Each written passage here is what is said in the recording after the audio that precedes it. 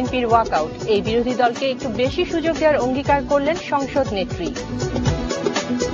সামনের সারিতে আসন কমিয়ে বিরোধী দলের প্রতি বিমাতাসুলভ আচরণ করেছেন স্পিকার, বিএনপির অভিযোগ। কুদরতি ক্ষুধা শিক্ষানীতিকে যুগোপযোগী করে কয়েক মাসের মধ্যে তা বাস্তবায়নের উদ্যোগ নেবে সরকার। আর কোন উপজেলা নির্বাচনের ফলাফল স্থগিত করবে না নির্বাচন কমিশন, নতুন কোন অভিযোগও আমলে নেবে না।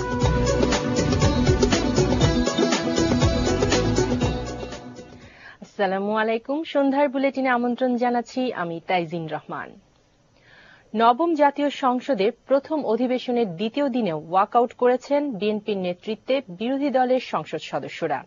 প্রথম সারিতে আসন সংখ্যা কমিয়ে দেওয়ার প্রতিবাদে দিনের কার্যসূচি শুরু হবার আগেই তারা ওয়াকআউট করেন। এদিন আর তারা সংসদ অধিবেশনে ফিরে আসেননি। বিরোধী দলের ওয়াকআউটের পর সংসদ নেত্রী ও প্রধানমন্ত্রী শেখ হাসিনা বলেন, বিগত সংসদে বিরোধী দলকে যেসব সুযোগ সুবিধা দেওয়া হয়েছিল, এই সংসদের বিরোধী দলকে তার চেয়ে একটু হলেও বেশি সুযোগ দেওয়া হবে। বিরোধী দলকে সংসদে ফিরে আসার আহ্বানও জানান সংসদ নেত্রী শেখ হাসিনা। রিপোর্টটিতে ফিরে আসছি একটু পরেই। ওয়াকআউটের কারণ হিসেবে স্পিকারের বিরুদ্ধে পক্ষপাতমূলক সিদ্ধান্তকে দায়ী করেছে প্রধান বিরোধী দল বিএনপি। এক সংবাদ সম্মেলনে বিরোধী দল অভিযোগ করেছে, সরকার প্রতিটি ক্ষেত্রেই প্রতিশ্রুতি ভঙ্গ করছে। সেই চর্চার সাথে যোগ হয়েছেন স্পিকার নিজেও। রিপোর্ট করছেন মাহবুব শারুক। পূর্বেই ফ্লোর দেওয়ার কোন রেওয়াজ নাই, সেটা আপনি ভালো করে জানেন। আসন পুনর্বিন্যাসের প্রতিবাদে ওয়াকআউট করার পর সংসদে বিরোধী দলীয় নেত্রীর কার্যালয়ে এক দফা বৈঠক শেষে সংবাদ সম্মেলন করেন বিএনপির সংসদ সদস্যরা। প্রশ্ন উত্তর পর্বের শেষে আপনাকে বিধি মোতাবেক ফ্লোর দেওয়া হবে সিদ্ধান্ত নেন বুধবার আর সংসদে ফিরবেন না তারা। সংবাদ সম্মেলনে বিএনপির সংসদ সদস্য এম কে আনোয়ার নতুন স্পিকার অ্যাডভোকেট আব্দুল হামিদের বিরুদ্ধে পক্ষপাতের অভিযোগ আনেন। সংবাদ সম্মেলন থেকে বের হয়ে সাংবাদিকদের তিনি আরো বলেন, সংসদীয় রীতিনীতি অনুযায়ী স্পিকারের বাম পাশের প্রথম সারিতে 10টি আসন বিরোধী দলকে দেয়া হয়, কিন্তু এবারের সংসদে এই রীতি না মেনে বিরোধী দলকে মাত্র 4টি আসন দেয়া হয়েছে। কয়েকদিন আগে স্পিকার সাহেব এই সিট পুনর্বিন্যাস করলেন। আজকে হঠাৎ করে আমরা সংসদে গিয়ে দেখি আমাদের সাথে কোনো আলোচনাও করে নাই, কিছুই করে নাই, যে আমাদের সিট নাই। প্রথম সারিতে 4টা সিট আছে আর বাকিগুলো পেছনের দিকে নেওয়া হয়েছে, 6টা সিট আমাদের নিয়ে নেওয়া হয়েছে। এই বিষয়টি স্পিকার সাহেব যদি আমাদের সাথে আলোচনা করতেন, হয়তো একটা আলোচনা করে একটা সমাধানে আসতে পারতাম বলে আমার বিশ্বাস। এম কে আনোয়ার আরো অভিযোগ করেন, 2001 সালে আওয়ামী লীগ যখন 58টি আসন পেয়েছিল, তখনও তাদের 8টি সহ বিরোধী দলকে 10টি আসন দিয়েছিল জোট সরকার। এক্ষেত্রে নতুন স্পিকার বিমাতা সুলভ আচরণ করছেন বলেও অভিযোগ করেন তিনি। ডেপুটি স্পিকারের নির্বাচন নিয়ে মাননীয় প্রধানমন্ত্রী সহ তাদের সকল নেতা বললেন যে ডেপুটি স্পিকারের পদটি বিরোধী দলকে দেওয়া হবে। বিরোধী দলকে কোনো কিছু জিজ্ঞাসাবাদ না করেই, কোনো প্রস্তাব না দিয়েই তারা নিজেরাই সেই পদটিও নিজেদের সদস্যকে নির্বাচিত করে নিলেন। তো এরপরে দেখা গেল মাননীয় স্পিকার ঠিক একই কথাটি উচ্চারণ করলেন। এটা দুর্ভাগ্যজনক। এবং তখনই তিনি সরকারি দলের সাথে একাকার হয়ে গেলেন। স্পিকারের অবস্থান এবং সরকারি দলের অবস্থান একই জায়গায় চলে গেল দুর্ভাগ্যবশত। এম কে আনোয়ার আরো জানিয়েছেন, বৃহস্পতিবার স্পিকারের সাথে আরেক দফা বৈঠক করে সমঝোতা হলেই সংসদে ফিরবে বিএনপির নেতৃত্বে বিরোধী দল। মাহবুব শারুক, ওয়ান নিউজ, ঢাকা। জাতীয় সংসদে বিরোধী দলকে প্রথম সারিতে 4টি আসন দেওয়ার তীব্র নিন্দা ও প্রতিবাদ জানিয়েছেন বিএনপি মহাসচিব খন্দকার দেলোয়ার হোসেন। তিনি অভিযোগ করেন, বিরোধী দলকে সংসদের বাইরে রাখার জন্যই নতুন স্পিকার বিদায়ী স্পিকারের সিদ্ধান্ত বদলে নতুনভাবে আসন বণ্টন করেছেন। বিকেলে জাতীয় প্রেস ক্লাবে শহীদ রাষ্ট্রপতি জিয়াউর রহমানের 73তম জন্মবার্ষিকীর এক আলোচনা সভায় এসব কথা বলেন বিএনপি মহাসচিব। মোস্তফা আকমলের রিপোর্ট। জাতীয়তাবাদী শ্রমিক দলের আয়োজনে শ্রমিক দিয়া শিরোনামে এই আলোচনা সভায় প্রধান অতিথির বক্তৃতায় বিএনপি মহাসচিব খন্দকার দেলোয়ার হোসেন বলেন, সরকারি দল আওয়ামী লীগ মুখে সংসদকে সব কাজের কেন্দ্রবিন্দু বানাতে চাইলেও বাস্তবে তা চায় না। আর এ কারণেই বিএনপিকে প্রথম সারিতে মাত্র 4টি আসন দিয়ে ওয়াকআউট করতে বাধ্য করেছে। তিনি বলেন, 1979 সালের সংসদে বিরোধী দল 39টি আসন পাওয়ার পরও তাদের স্পিকারের বাম পাশের প্রথম সারির সবগুলো আসন দেয়া হয়েছিল। গণতন্ত্রের কথা বলবেন, চর্চা চাবেন, মুখে আর ওইদিকে সংসদে আমরা থাকতে না পারি, বসতে না পারি, কথা না বলতে পারি, সব রকম ব্যবস্থাই আপনারা করবেন। সুতরাং আমরাও এর তীব্র নিন্দা করতেছি এবং অবিলম্বে এই যে একটা এক চক্ষু নীতি, অর্থাৎ বিএনপিকে যে কোনো ভাবে সংসদের বাইরে হেয় করবেন এবং অপদস্থ করবেন, তারপরও তাদের কাছে আপনারা মানে রাজার আচরণ, বিরুদ্ধ আচরণ করবেন, এটা তো হয় না। বিএনপি মহাসচিব দাবি করেন, যারা সংসদে শুরুতেই আসন বিন্যাস নিয়ে জটিলতা তৈরি করেছে তারা সংসদে কথা বলার সুযোগ দেবে কিনা তা নিয়ে সন্দেহ রয়েছে।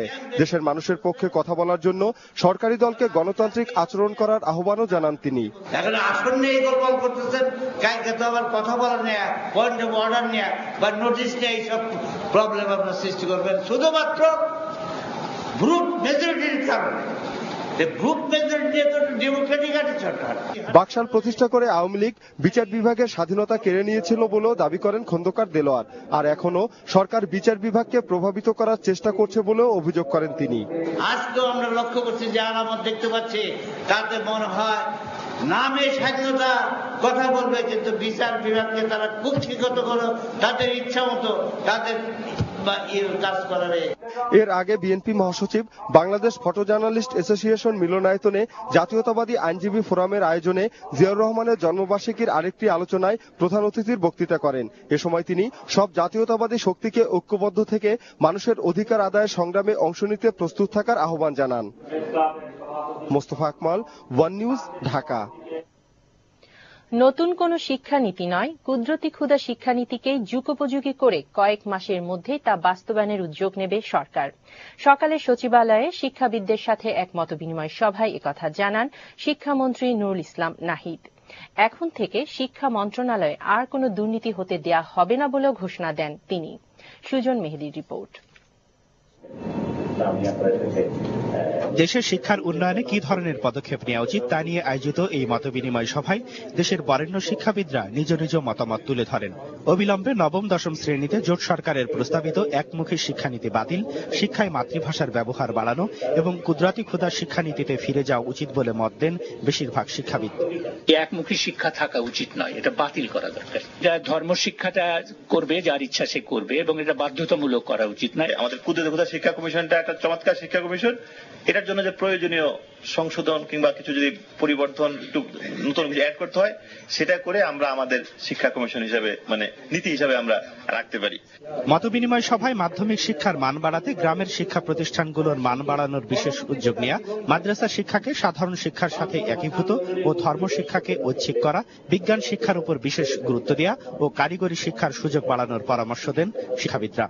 আশঙ্কাজনকভাবে বিজ্ঞান শিক্ষায় যারা আগ্রহী শিক্ষার্থীদের সংখ্যা কমে যাচ্ছে, শতকরা হার। এটাকে রিভার্স করতে না পারলে আমরা যেটা বলে থাকি যে বিজ্ঞান মনস্ক একটা সমাজ আমরা তৈরি করতে চাই, সেই উদ্দেশ্য কোনোভাবেই আমরা সফল হব না। আমার নিজের শিক্ষকতার অভিজ্ঞতা 55 বছরের। এখন এই সার্চ কমিটির নাম শোনার পরে আমার মনে হয় যে আর এর আগে মৃত্যু হয়ে যাওয়াটাই ভালো ছিল। উচ্চশিক্ষা ও গবেষণা খাতে সরকারি বরাদ্দ বাড়ানো ও দুর্নীতি দমন এবং বেসরকারি বিশ্ববিদ্যালয়ের জন্য অ্যাক্রেডিটেশন কাউন্সিল গঠনের প্রস্তাব করা হয় এই মতবিনিময় সভায়। হায়ার এডুকেশনের যদি ইনভেস্টমেন্ট প্রপারলি না করেন, তাহলে লিডার অফ দ্য ট্রেনার আপনি পাবেন না। প্রাইভেট ইউনিভার্সিটি অ্যাসোসিয়েশনের পক্ষ থেকে প্রত্যেকটি বিশ্ববিদ্যালয়ে আপনারা বাংলা ভাষা সাহিত্য শেখাবেন। এটা আপনারা নিজের থেকে নেন, কেন সরকারকে বলতে হবে, কেন অর্ডিন্যান্সে লিখতে হবে? শিক্ষামন্ত্রী নুরুল ইসলাম নাহিদ জানান, এ সরকারের সময় নতুন কোনো শিক্ষানীতি করা হবে না। শিক্ষা মন্ত্রণালয়ে আর কোনো দুর্নীতি হতে দেওয়া হবে না বলেও ঘোষণা করেন তিনি। ডক্টর কুদরতি খানের নেতৃত্বে যে শিক্ষানীতি হয়েছিল তারই আলোকে এই শিক্ষানীতিকে অল্প সময়ের মধ্যে আমরা যুগোপযোগী বা যথাসময় বা আপ টু ডেট করে নেওয়ার একটা প্রচেষ্টা গ্রহণ করবো, যেন আমরা কয়েক মাসের মধ্যে কাজটা শেষ করে এটা বাস্তব কাজে যেতে পারি। আমরা খুবই কঠোরভাবে সব জায়গায় বলছি, দুর্নীতি এই মন্ত্রণালয়ে চলতে পারবে না। আমরা শিক্ষার ক্ষেত্রে দুর্নীতিমুক্ত হতে চাই। দেশে প্রচলিত 11 ধরনের শিক্ষাকে এক করা এবং গ্রাম ও শহর সহ শিক্ষা খাতে সব ধরনের বৈষম্য দূর করা হবে বলেও জানান শিক্ষামন্ত্রী নুরুল ইসলাম নাহিদ। ছাত্ররা লেখাপড়া করতে পারবে, আমাদের শিক্ষকরা। সুজন মেহেদি, ওয়ান নিউজ, ঢাকা। প্রধানমন্ত্রী শেখ হাসিনা জানিয়েছেন তিনি ছাত্র রাজনীতি নিষিদ্ধ করার বিপক্ষে, তবে তিনি বলেছেন ছাত্রদের দৃষ্টিভঙ্গি ও কর্মকাণ্ড হতে হবে ইতিবাচক এবং গঠনমূলক। আর্থসামাজিক ও সাংস্কৃতিক উন্নয়ন সহ সব ইতিবাচক কাজে ছাত্রদেরকে উৎসাহ দেওয়ার পক্ষে মত দিয়েছেন প্রধানমন্ত্রী শেখ হাসিনা। সকালে জার্মান পররাষ্ট্র সচিব রাইনার্ড সিলভারবার্গ প্রধানমন্ত্রীর সাথে তার কার্যালয়ে দেখা করতে গেলে তিনি এসব কথা বলেন। প্রধানমন্ত্রী বলেন তিনি নিজেও ছাত্র রাজনীতির সাথে জড়িত ছিলেন এবং এতে কোনো সমস্যা খুঁজে পাননি। বৈঠকে স্নাতক পর্যন্ত বিনা বেতনে পড়ার বিষয়টি জার্মান সচিবকে জানান প্রধানমন্ত্রী। তিনি মনে করেন একটি সুশিক্ষিত জাতি ছাড়া দেশের উন্নয়ন সম্ভব নয়। এছাড়াও বৈঠকে তারা নবায়নযোগ্য সৌরশক্তি নিয়ে আলোচনা করেন। সৌরশক্তির ব্যবস্থা উন্নয়নে জার্মানির সহযোগিতা চান প্রধানমন্ত্রী। সরকার চাইলে যুদ্ধাপরাধীদের বিচারের বিষয়ে সাহায্যের বিষয়টি ভেবে দেখবে জার্মানি। সকালে রাষ্ট্রীয় অতিথি ভবন মেঘনায় সচিব পর্যায়ের বৈঠকের শেষে একথা জানান জার্মান পররাষ্ট্র সচিব রাইনার্ড সিলভারবার্গ। দুদেশের মধ্যে বাণিজ্য ভবিষ্যতে আরও বাড়বে বলেও মন্তব্য করেন জার্মান পররাষ্ট্র সচিব। সালাউদ্দিন মাহমুদের রিপোর্ট। রাষ্ট্রীয় অতিথি ভবন মেঘনায় জার্মান পররাষ্ট্র সচিব রাইনহার্ড সিলভারবার্গের সাথে বৈঠকে বসেন পররাষ্ট্র সচিব মোহাম্মদ তৌহিদ হোসেন। বৈঠকে দুদেশের মধ্যকার রাজনৈতিক ও অর্থনৈতিক বিষয় নিয়ে তাদের মধ্যে আলোচনা হয়। পরে সাংবাদিকদের নানা প্রশ্নে জবাব দেন জার্মান পররাষ্ট্র সচিব। সরকার চাইলে যুদ্ধাপরাধীদের বিচারের সহায়তার বিষয়টি জার্মানি ভেবে দেখবে বলে জানান তিনি। And it would definitely be wrong to give advice from abroad, but if we can give support to this process, we will definitely not fail to do so. But it is a national question. German বিনিয়োগ বাড়াতে বিনিয়োগের পরিবেশ আরো ভালো করার উপর জোর দেন German পররাষ্ট্র সচিব। We are very much in favor of a German trade deficit with your country. The investments are done by private companies, not by governments. So what we can do is we can talk about to improve the framework for foreign investment. But I think something could be done to further improve the environment for investments. নতুন সরকার ক্ষমতায় আসায় দুদেশের মধ্যকার সম্পর্কের কোনো পরিবর্তন হবে না বলে মনে করেন জার্মান পররাষ্ট্র সচিব Reinhard Silberberg. Salahuddin Mahmud, one news, Dhaka. আর কোন উপজেলা নির্বাচনের ফলাফল স্থগিত করবে না নির্বাচন কমিশন। 2-3 দিনের মধ্যে 468টি উপজেলার ফলাফল গেজেট আকারে প্রকাশ করবে কমিশন। এছাড়া নতুন করে আর কোনো অভিযোগও কমিশন আমলে নেবে না। দুপুরে নির্বাচন কমিশনার সহুল হোসাইন সাংবাদিকদের এসব কথা জানান। রিপোর্ট করছেন আসমামিতা। উপজেলা নির্বাচনে সারা দেশ থেকে কারচুপি ও অনিয়মের 100-এরও বেশি অভিযোগ জমা পড়েছে নির্বাচন কমিশনে। তবে কমিশন এই নির্বাচন সম্পর্কে আর কোনো অভিযোগ নেবে না। এসব অভিযোগের তদন্ত করবে জেলা নির্বাচনী ট্রাইব্যুনাল, থাকবে আপিল ট্রাইব্যুনালও। এছাড়া যেসব কারণে 13টি উপজেলার নির্বাচন ও ফলাফল স্থগিত করা হয়েছে সেগুলোর বিচার বিভাগীয় তদন্ত করা হবে। নির্বাচনী ট্রাইব্যুনাল পরিচালনা ও বিচার বিভাগীয় তদন্তের জন্য বিচারক নিয়োগ দিতে এরই মধ্যে আইন মন্ত্রণালয়কে চিঠি দিয়েছে নির্বাচন কমিশন। নতুন করে কোনো জায়গায় স্থগিত করতেছি না। আমাদের কাছে ওই দিন যে সমস্ত অভিযোগ আসছিল তার প্রেক্ষিতেই আমরা স্থগিত করে রেখেছিলাম, ওগুলোরই আমরা তদন্ত করাচ্ছি। কি কি বিষয়ে তদন্ত করবেন সেগুলো আমরা বলে দেব অভিযোগের প্রেক্ষিতে, আর খুব তাড়াতাড়ি যাতে হয় তদন্তটা তাও আমরা বলে দেব। উপজেলা নির্বাচনে আইন শৃঙ্খলা পরিস্থিতি নিয়ে সরকারের সাথে নির্বাচন কমিশনের কোনো টানাপোড়েন নেই দাবি করলেও নির্বাচনে পরিবর্তিত প্রশাসনের প্রভাব পড়েছে বলে স্বীকার করেন এই নির্বাচন কমিশনার। চেঞ্জড সার্কামস্টান্সে কিছু কম বেশ হয়তো হয়েছে। উপজেলা নির্বাচনের তো 90% সাকসেস, মাত্র 10%-এর মতো হয়তো, এটা আমার অ্যাসেসমেন্ট। তার চেয়ে কমও হতে পারে, একটু বেশি হতে পারে, হয়তো 2-একটা জায়গায় কিছু একটা অসুবিধা হয়েছে, সেগুলো আমরা খতিয়ে দেখছি। জামায়াতে ইসলামের নিবন্ধন কেন অবৈধ ঘোষণা করা হবে না হাইকোর্টের এমন রুলের ব্যাপারে কোনো মন্তব্য করেননি সহুল হোসাইন। এদিকে দুপুরে 8টি উপজেলায় নতুন করে নির্বাচনের দাবি জানিয়ে কমিশনে চিঠি দিতে আসেন বিএনপির দপ্তর সম্পাদক রিজভী আহমেদ। Asmamita, one news, Dhaka. ফিরে আসছি প্রথম রিপোর্টটিতে। নবম জাতীয় সংসদের প্রথম অধিবেশনের দ্বিতীয় দিনেও ওয়াকআউট করেছেন বিএনপির নেতৃত্বে বিরোধী দলের সংসদ সদস্যরা। প্রথম সারিতে আসন সংখ্যা কমিয়ে দেওয়ার প্রতিবাদে দিনের কার্যসূচি শুরু হবার আগেই তারা ওয়াকআউট করেন। এদিন আর তারা সংসদ অধিবেশনে ফিরে আসেননি। রিপোর্ট ফাতেমা শাম্মীর। স্পিকার অ্যাডভোকেট আব্দুল হামিদের সভাপতিত্বে বিকেল 5টার কিছু আগে শুরু হয় নবম জাতীয় সংসদের প্রথম অধিবেশনের দ্বিতীয় দিনের বৈঠক। এদিন বদলে ফেলা হয় প্রথম দিনের কিছু আসন বিন্যাস। প্রধান বিরোধী দল বিএনপিকে প্রথম সারিতে 4টি আসন দিয়েছেন নতুন স্পিকার। বিরোধী দলের জায়গায় আসন দিয়েছেন 2 জন মন্ত্রীকে। শুরুতেই এ নিয়ে কথা বলতে এম কে আনোয়ার সহ বিএনপির কয়েকজন সংসদ সদস্য ফ্লোর চাইলে স্পিকার জানান এ পর্যায়ে কথা বলার কোনো সুযোগ নেই। মাননীয় এম কে আনোয়ার সাহেব, আমি আপনাকে অনুরোধ করছি, আপনি নিজেও জানেন, আপনি রুলস অফ প্রসিডিওর সম্পর্কে আপনার ভালো ধারণা আছে, আমি জানি। ফ্লোর না পেয়েও বিএনপির সংসদ সদস্যরা আসন বদলানোর বিরোধিতা করতে থাকেন। এক পর্যায়ে তারা সংসদ থেকে ওয়াকআউট করেন। As per rules of procedure, I am undone. As per rules of procedure, I am undone. You know it. I can't. এরপরই দিনের কার্যসূচি শুরু করেন স্পিকার। শুরুতেই ছিল প্রধানমন্ত্রীর প্রশ্নোত্তর পর্ব। প্রথম প্রশ্নের জবাব দেওয়ার আগে সংসদ নেত্রী ও প্রধানমন্ত্রী শেখ হাসিনা তার দল ও জোটকে বিপুল ভোটে বিজয়ের জন্য জনগণকে ধন্যবাদ জানান। নির্বাচনের সঙ্গে সংশ্লিষ্ট সকল সরকারি, বেসরকারি, সশস্ত্র বাহিনী সহ যারা আইন শৃঙ্খলা রক্ষাকারী সংস্থা, প্রশাসনিক কর্মকর্তা যারা সংশ্লিষ্ট ছিলেন সবাইকে আমি ধন্যবাদ জানাই। বিশেষ করে আমি অভিনন্দন জানাই বাংলার জনগণকে। এই নির্বাচনে তারা ভোট দিয়ে অবাধ, নিরপেক্ষ, সুষ্ঠু নির্বাচন অনুষ্ঠিত করে জনগণকে দীর্ঘদিন পর একটি নির্বাচিত সরকার উপহার দিয়েছে, সেজন্য আমি সবাইকে অভিনন্দন জানাই। সংসদ নেত্রী জানান বিগত সংসদে বিরোধী দলকে যেসব সুযোগ সুবিধা দেওয়া হয়েছিল এবারের বিরোধী দলকে তার চেয়ে একটু হলেও বেশি সুযোগ দেওয়া হবে। বিগত পার্লামেন্ট যেখানে তারা সরকারি দলে ছিলেন, আমরা বিরোধী দলে ছিলাম, আমি তাদেরকে বলেছিলাম এবং আপনিও বলেছেন যে তখন তারা বিরোধী দলকে যা যা সুযোগ দিয়েছে তার থেকে কোনো অংশে কম সুযোগ দেওয়া হবে না, বরঞ্চ একটু বেশি দেওয়া হবে। এবং সেই মোতাবেক তাদের সিট ভাগ, আমাদের 60টা আসন ছিল, 62টা আসন ছিল, সেখানে আমরা মাত্র সামনে 6টি সিট পেয়েছিলাম। পরে অবশ্য বোধহয় কয়েকটা সেশন পর একটি সিট বাড়িয়ে দিয়েছিল এই, কিন্তু সেই মোতাবেক তাদের 28টি সিট আছে আসন সেখানে, এবং তাদের জোট মিলে 31টির মতো, সেখানে সেই হিসেব মতোই তাদেরকে কিন্তু সিট আপনি বন্টন করেছেন।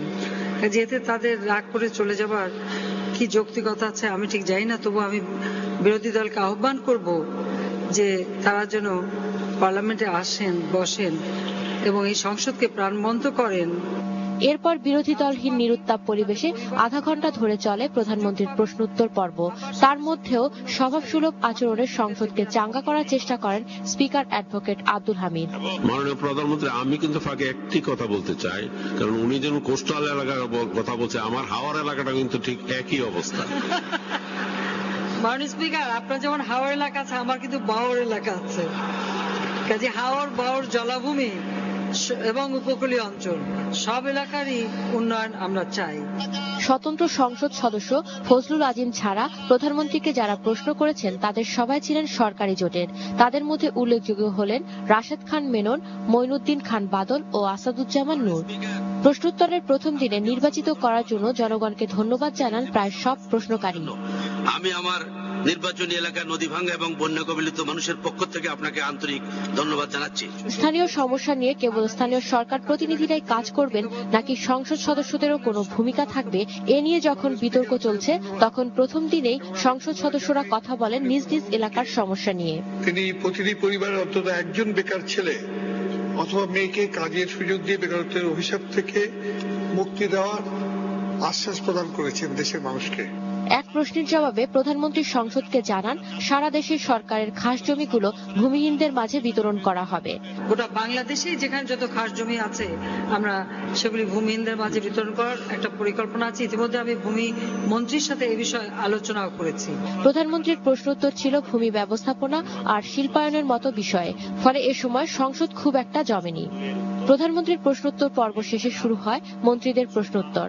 মাননীয় স্পিকার, আমার সম্পূর্ণ প্রশ্ন মাননীয় মন্ত্রী মহোদয়ের নিকট। মাননীয় সদস্য বলেছেন যে আমাদের স্কুল কিংবা কলেজের মন্ত্রীদের প্রশ্নোত্তর শুরুর মিনিট 5 পরেই মাগরিবের নামাজের জন্য অধিবেশন 20 মিনিট মুলতবি করেন স্পিকার। মাগরিবের পর আবারও প্রশ্নোত্তর পর্ব শুরু হলেও বিরোধী দল আর সংসদে ফিরে আসেনি। এদিনের অধিবেশনে যোগ দেননি বিরোধী দলীয় নেত্রী বেগম খালেদা জিয়া। One news, Dhaka. দালালদের দৌরাত্ম্য আর অনিয়মের কারণে ভারতীয় ভিসা পেতে চরম ভোগান্তির শিকার হচ্ছেন হাজারো বাংলাদেশি। ভিসা পেতে রাত জেগে লম্বা লাইনে দাঁড়ালেও সকালে তাদের ফিরতে হচ্ছে খালি হাতে। আছে নিরাপত্তার সমস্যাও, প্রকাশ্যে না হলেও চ্যানেল 1-এর ক্যামেরায় ধরা পড়েছে দালালদের দৌরাত্ম্য। মীর মাসুদুর রহমানের তোলা ছবিতে আরও জানাচ্ছেন কামরান করিম। একদিকে গুলশান শুটিং ক্লাব, অন্যদিকে তেজগাঁও লিংক রোড। মানুষের এই ঢল মাঝরাতে যেন নিত্যদিনের চিত্র।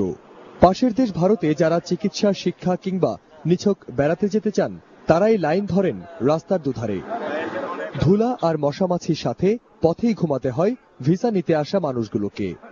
জানতাম যদি যে এত কষ্ট, তাহলে আমি আর ইন্ডিয়ার পাসপোর্টই করতাম না, বিষয় লাগাইতাম না। বাথরুমের সমস্যা, এই যে মহিলারা পানির সমস্যা। এখানে অহরহই ঘটছে চুরি, ছিনতাইয়ের মতো ঘটনা। এছাড়াও আছে দালালদের উৎপাত। আপনারা আসার পর এখন আর নাই, এরা ফেজে নাই, এরা করে কি আসে জোর জুলুম করে। আমরা ওখানে বসবো, উঠে দেয় আমাদের ঈদের আর দৌড় ফাড়ি আগে চলে যায়। আমি তো আর বল পাইতেছি না, যাবো কি করে। রাতভর লাইন পাহারা দিলেও সকালে সামনের সারিতে দেখা মেলে নতুন কারো। শতাধিক দালালের কাছে জিম্মি দেশের নানা প্রান্ত থেকে আসা ভিসা নিতে আসা মানুষেরা। পুলিশ বলেন, দালাল বলেন, সব সিন্ডিকেট, সব এরকম। আমাদের এখানে অন্তত 200 দালাল আছে। কখনো অভিযোগ করে দেখছেন? পুলিশ ওই যারা তখন ডিউটিতে থাকে, ওরা কিছুক্ষণ থাকে, আবার কিছুক্ষণ পরে আসে। যাকে বলি সে তখন সাধু হয়। মাঝরাতে দেখা মেলে এমন অনেকের সাথে যারা ভিসা ফর্ম জমা দিতে আসছেন 4-5 দিন ধরেই। গ্রাহক সেজে ছদ্মবেশে দালালদের সাথে কথা বললে বেরিয়ে আসে আসল তথ্য। সিরিয়াল ধরলে কত লাগবে? সিরিয়াল ধরলে 300 বললাম। এরপর আপনি সকালবেলা আইসা ব্যবসা করে লাইনের ভিতরে ঢুকে পারতে গেলেন কেন? জানা গেল ভোগান্তির সাথে জড়িত পুলিশ, ভিসা অফিসের কর্মকর্তা সহ এলাকায় আধিপত্য বিস্তারকারী একটি চক্রকেও। ঠিক 4টা বাজে দিব, আপনার নাম্বার দিয়ে দেন, আমি ফোন দিব, আপনার উচ্চায় করবো। এই যে ভোগান্তি, এটা কি লিগে তোমাদের কি মনে হয়? কি এত কষ্ট করে সম্ভব? এটা ক্যাম্পাসের ভিতরে। এখানে লাইন ভাড়া চলে 3 থেকে 400 টাকায়, আর দালালদের মাধ্যমে ফর্ম জমা দিতে চাইলে লাগবে 800 থেকে 900 টাকা। আমার পেছনে অপেক্ষমান এই মানুষগুলো কোনো শরণার্থী শিবির কিংবা দূরগামী বাসের যাত্রী নন। তারা এসছেন পার্শ্ববর্তী দেশ ভারতের ভিসা নিতে, কিন্তু তাতে দিন দিন তাদের ভোগান্তি বাড়ছে। এখানে আছে শতাধিক দালালের অত্যাচার। তাই প্রশাসনের দ্রুত সহযোগিতা চাইলেন ভারতীয় ভিসা পেতে আসা এই মানুষগুলো। কামরান করিম, 1 নিউজ, ঢাকা। এবার একটা বিরতি নিচ্ছি, এরপর অন্যান্য খবরের মধ্যে দেখবেন বাংলাদেশকে বিশ্বের 1 নম্বর পোশাক রপ্তানিকারক দেশে পরিণত করতে সব ধরনের সহায়তা দেবে সরকার। আর্থিক মন্দা কাটিয়ে ওঠার উপায় নিয়ে রিপাবলিকান কংগ্রেস সদস্যদের সাথে বৈঠক করেছেন নতুন মার্কিন প্রেসিডেন্ট।